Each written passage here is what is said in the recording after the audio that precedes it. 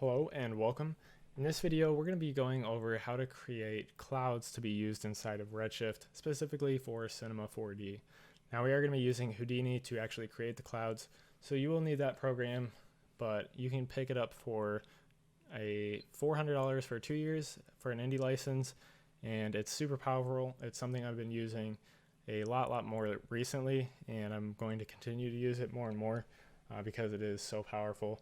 It's a procedural workflow, and it allows you to create and iterate a bunch of different, whether it's either clouds or geometry, whatever you are trying to make. You can do a lot of different things with it, and it's absolutely fantastic program. Can't recommend it enough.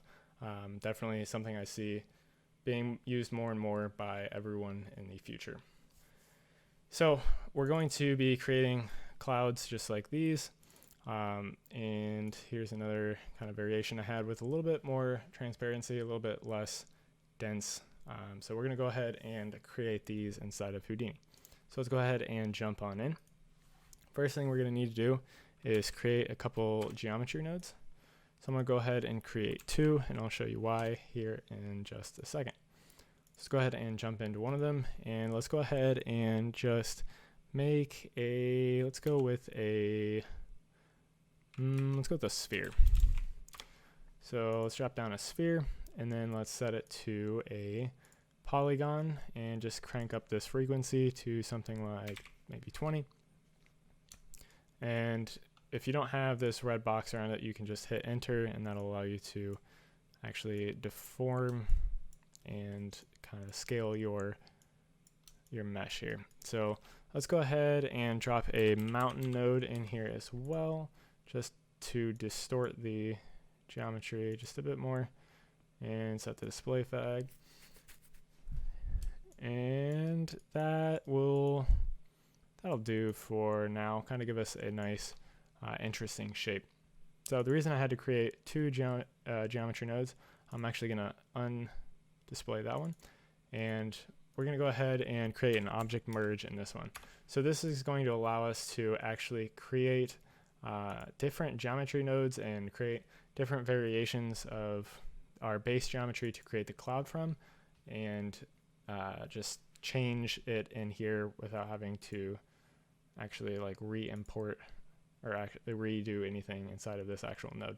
So let's go ahead and select our initial geometry node as our import, and then let's go ahead and create a cloud node. So this is actually going to create the cloud, and we'll just wire that up and set the display flag. So as you can see here, it's already kind of created us a nice cloud. Now this uniform sampling divisions, this is going to be basically resolution of the cloud. Now I use a setting of like 600, I would say, to do my final exports, but usually I do about a 200 sampling division for when I'm actually just editing it. But that's going to take a second to calculate while I'm recording here, so I'm just going to set it to 100 just for our nice speed, and that'll give us a little bit of better idea of what we're actually going to look like. So I'm going to go ahead and create some displacement for the cloud. So we're going to go to a cloud noise and drop that in.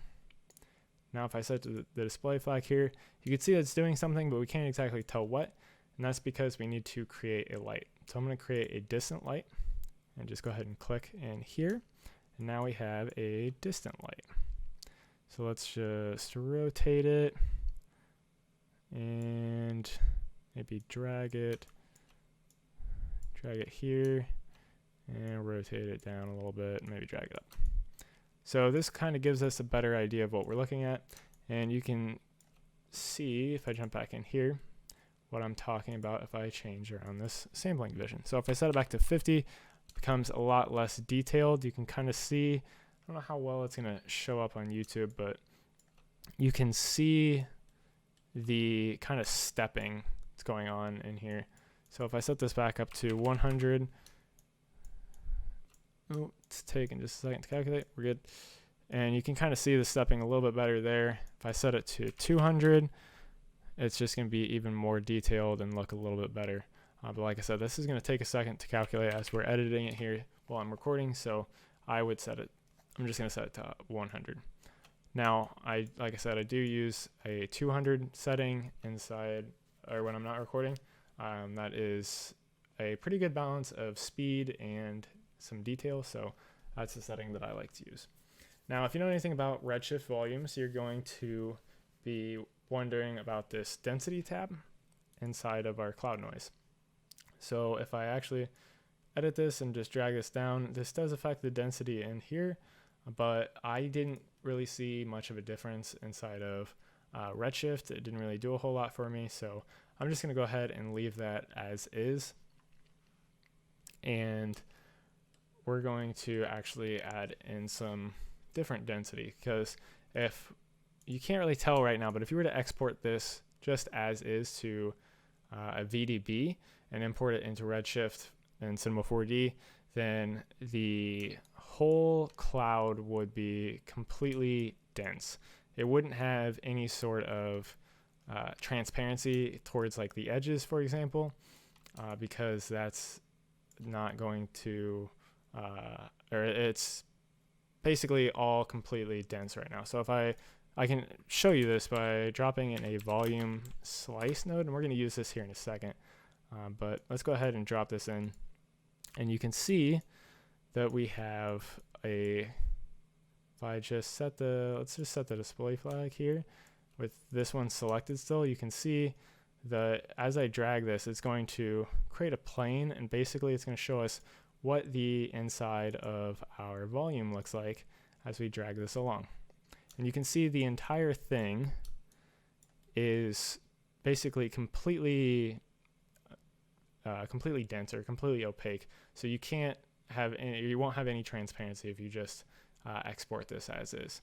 So let's go ahead and jump back into this cloud noise and click back on it, because we do want to tweak these settings, because obviously this doesn't look too great right now. So our amplitude is going to essentially be the amplitude or the amount of noise that we have. So if I crank this up, you can see we have a lot more noise, and that actually looks kind of pretty good if you have a, or if this is the style of cloud you're going for, very fluffy, kind of very noisy cloud.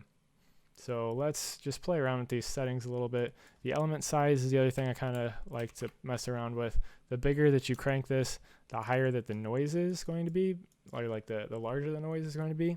So if I set this at something very small, you can see it's super noisy, and something really large like I just had it is going to be a very large noise. And you can see if you set this too high, then you start to see the lines of the noise, which is not exactly what you want. I did find that I like sparse convolution noise the best, but feel free to play around with those other noise types if you would like. So maybe let's drop this back down to 0.8. Yeah, that might be okay for right now. And then this advection is going to be our basically our secondary noise. So this is going to adjust the noise a second time. So it's basically going to run another noise on top of the noise that we already had, as well as this roughness does change some stuff too. So you can change the roughness of the noise as well. I forgot about that. That's another setting that you may want to play around with. You can see you can get some real weird looking things with this. So maybe 0.7 will work for me. And then we'll go ahead and change these amplitudes back around. So crank up the different sizes and amplitudes here. If you go too high, it's going to get real noisy. If you go too low, you're not going to get much of a breakup at all.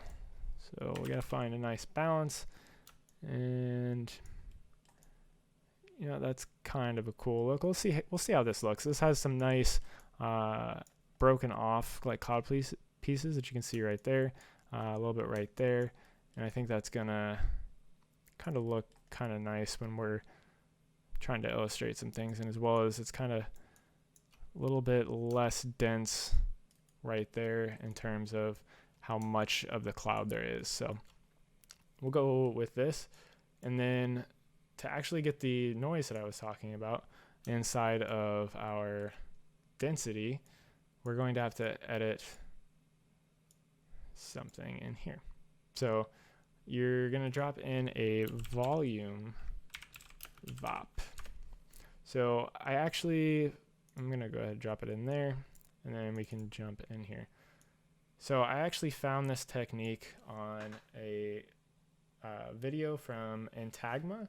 It was on Vimeo. I'll leave a link to it in the description. He was creating clouds for Octane, but Redshift is a little bit different. So that's kind of why I'm making this, because just the way Redshift volumes work is a little bit weird. So we'll go ahead and jump on in here. But like I said, this is a technique that I found from Entagma. So go ahead, you watch his video. He describes this pretty well. So first thing we need to do is drop in a compare node. So we want to compare basically what we have to value of, I'm going to go with 0.05. That's what he had in his video, and it seems to work pretty well. As well as I'm going to drop a switch node. Right in here.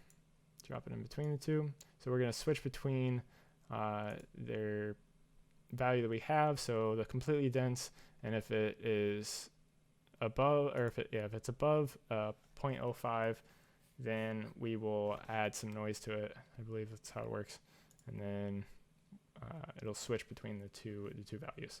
So the other thing we need to do is drop in a anti-aliased noise, and this needs a position value to work, and then we're going to fit all of those values into a range and just plug that in, and then our source min, or sorry, our source min is -0.5 and our source max is 0.5, and then we want to clamp it basically between 0 and 1. And then I'm going to go ahead and drop in a ramp parameter, and then let's just select these two nodes and drag them out a little bit more. And this ramp parameter is basically going to allow us to adjust the noise outside of this actual node. So as you can see, we've already added a noise into this. Now, if I just go ahead and we can preview this node, and you can see what that's already done compared to this. So it has added some transparency into our cloud. Now, I will say that Houdini has made it a little bit more, I guess the transparency is a little bit harsher inside of Houdini than it actually is inside of other programs such like Redshift will be. So we're going to adjust these values pretty harshly, and it's not going to show too much inside of Houdini, but in Redshift, it's going to make a big difference. So as we adjust this ramp here, so the higher the color, or like the brighter the color, the more dense your volume is going to be in that time, or in that spot. So I've noticed that at least for some 4D's Redshift, you need to make this pretty low value. So we're going to drop this way down. So we're not going to have a whole lot of brightness in here. And maybe something like this will work. Now, like I said, this is going to really crush out most of what we can see inside of Houdini. But actually inside of Redshift, it's going to be pretty good looking for what we want. And maybe just tweak it a little bit more, maybe a little bit darker.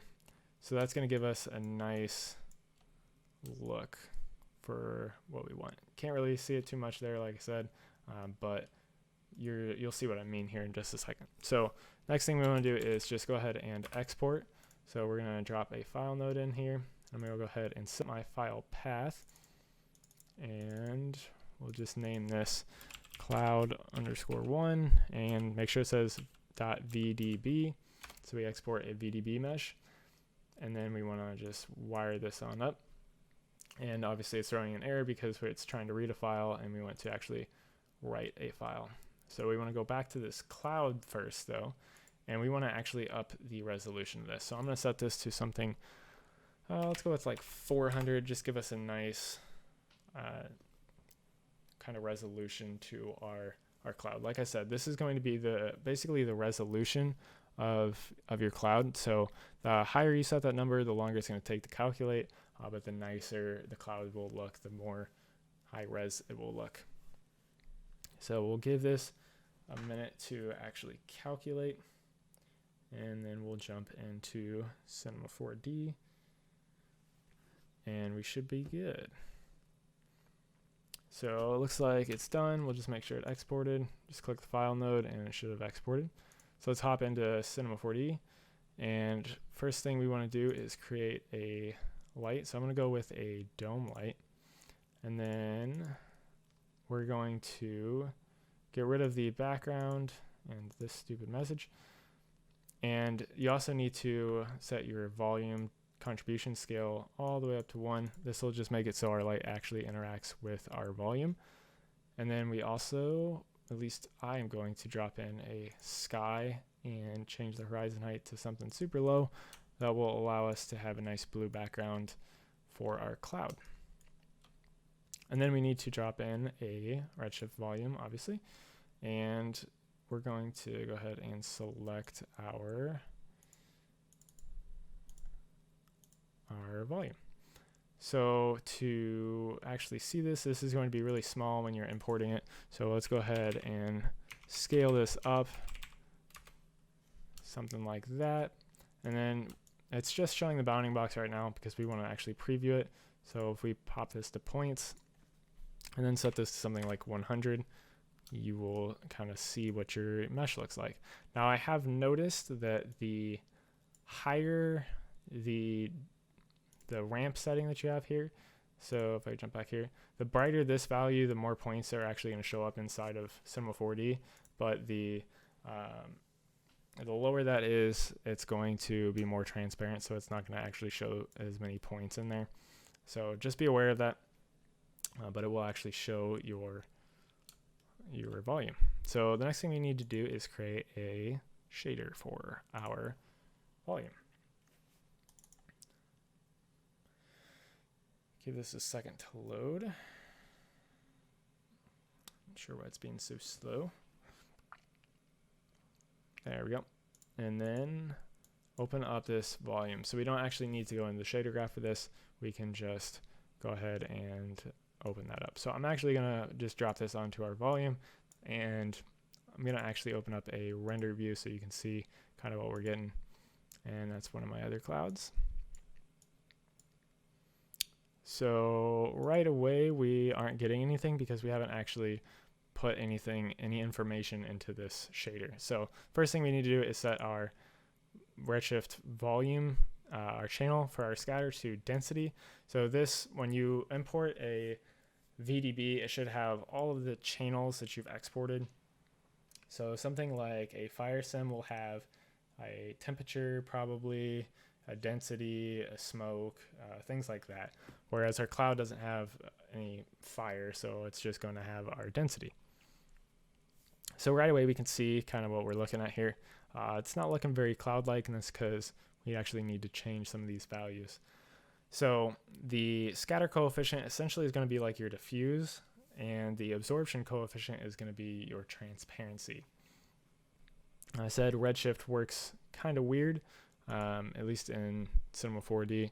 So you really need to kind of mess around with these settings quite a bit. So something I found to be a pretty good starting point is maybe like a 0.3, and then a 0.1. So it's a little bright, so let's maybe go ahead and drop this scatter coefficient. Actually, let's go ahead, let's leave that as is, and let's drop the absorption coefficient to maybe bring it up, because it works kind of inversely to what you may think. So the higher this value, the more it's going to absorb, the more light it's going to absorb, so the darker the volume is going to be. So you can actually, maybe if we drop these back to 1 and 1. So as we bring this up, it's going to brighten up the edges of our volume here. You can see it's really blowing out kind of some of the details, but some of the cracks are still staying really kind of dark. So if I were to drop this, it's really going to make it a lot brighter just in general. And you're going to have to get real low to get into those crevices. So if I drop this maybe to like 0.2, that's still going to be super white. So it looks like we're just blowing it out way too much. So let's up this some more. Like I said, this is just a kind of a mess around type game that you're going to be playing here.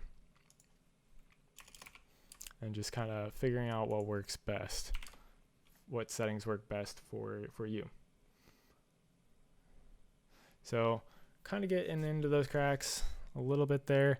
We are getting the nice transparencies inside our edges, which is kind of what we're looking for.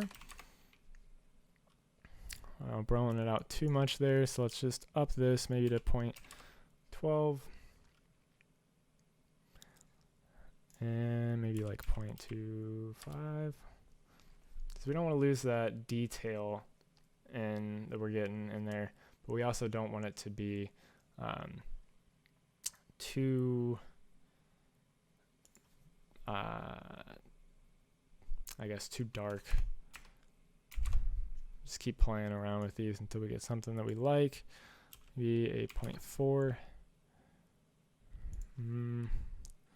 Brighten it up a little bit more, maybe 0.5 or 0.6. And I kind of like 0.5. So let's just kind of rotate around and see kind of what we're getting here with our cloud. And it's also very possible that the kind of noise that we had going on just isn't giving us kind of what we're looking for. So I don't really care for this kind of a noise we got. So like I said, you just got to play around with the different settings. So this is where you would go back inside of maybe your cloud noise and adjust these settings. Let me just load up one of the other volumes that I made. Just kind of show you kind of what you can do.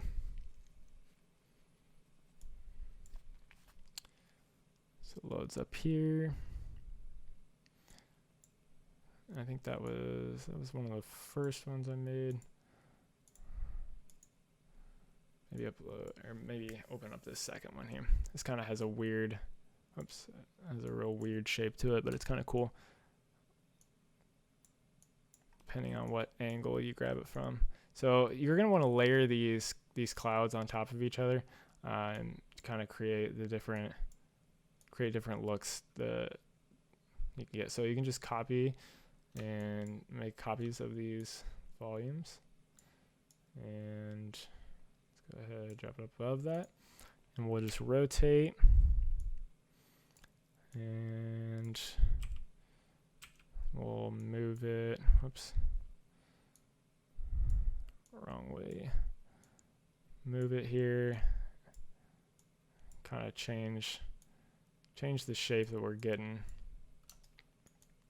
You can bring in other volumes and kind of just build them on top of each other, and you can get some really cool different looking clouds really quickly and easily. And especially with the proceduralism that comes with Houdini, you're gonna get a lot of different looks really quickly with the power of the proceduralism. So I will say, if you look in here and just look at the render here, it has some fireflies, if you see right here and here, and that's because I just didn't have the settings cranked up enough.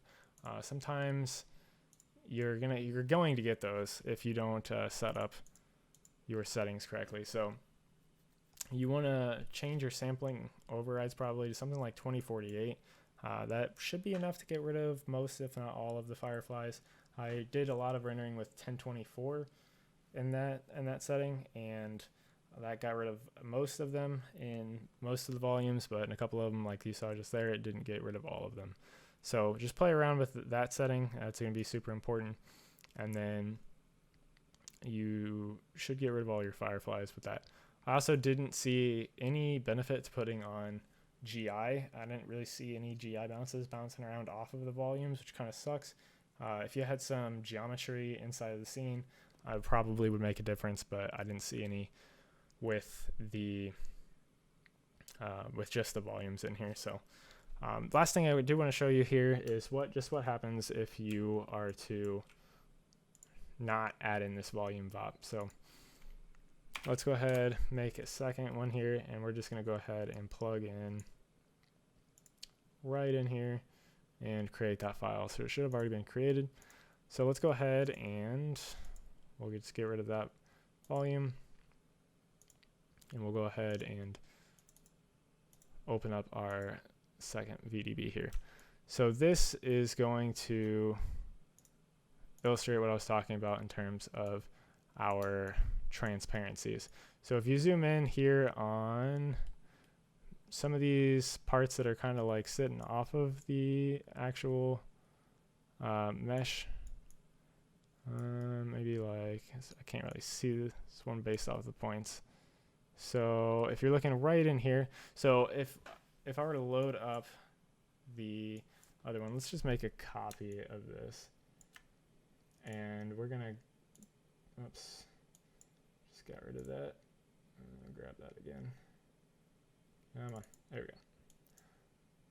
Let's go ahead, open up our first cloud and get rid of that one. You can see, just looking at this, you can see that there is some transparency in that. So that's coming into our volume VOP. So if you didn't have that that volume VOP in there, you're just gonna get this straight, just flat, no transparency, fully dense mesh that doesn't look very good. No matter how you tweak these settings, I've found they don't really look that good if you don't have any sort of transparency variation inside of that actual cloud volume itself. So make sure you add that in. And like I said, shout out to Entagma, who showed, I guess, the world how to do that. So super useful tip, and definitely check out that video. Like I said, it'll be linked in the description below. So, but anyways, hopefully this helped you out. Like I said, I tried a lot of different ways to create clouds, and this was the only way that I found that actually created realistic looking clouds that I liked. So hopefully this helped you out. If not, I'm sorry. Otherwise, let me know if you have any questions in the comments, and like I said, hopefully it helped you out, and hopefully you can use these clouds in whatever projects you have.